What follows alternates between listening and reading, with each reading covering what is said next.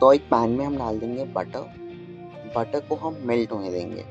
As the butter melts we'll add our chopped garlic. Chop garlic को हम sauté करेंगे until it turns translucent और light brown in colour.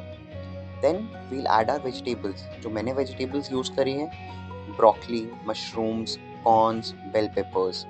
You want, you can totally skip all these vegetables or you can add vegetables as per your preference. अब हम vegetables को saute करेंगे until it starts to cook. Then we'll add flour. I am adding equal quantities of flour as butter. This will make my roux, R-O-U-X, roux.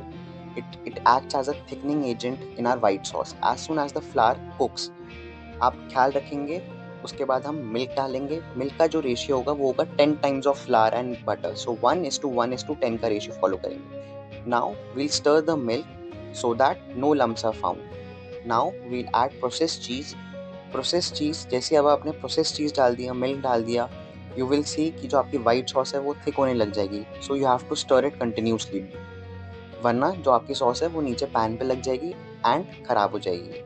अब हम इसके अंदर डालेंगे अपने सीजनिंग, जिसके अंदर मैंने डाला black pepper powder, salt and some herbs powder. You can add herb powder according to your choice. आप ऑरिगेनो यूज़ कर सकते हैं, आप चिली फ्लेक्स यूज़ कर सकते हैं, या फिर स्किप भी कर सकते हैं चिली फ्लेक्स या ऑरिगेनो। अब हम इसे स्टर कर लेंगे। आप देख सकते हैं जो हमारी वाइट सॉस है वो थिक होने लग गई है। अब हम इसके अंदर डालेंगे अपनी बॉइल्ड पास्ता। बॉइल्ड पास्ता आप कोई भी यूज़ कर सकते हैं, मैंने पेने यूज़ करा है। You can use farfalle, fettuccine, spaghetti as per your tastes.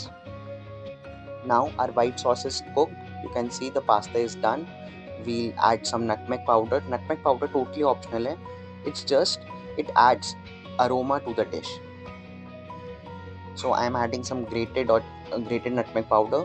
Garnish it with some chopped parsley leaves, and then your pasta is absolutely ready.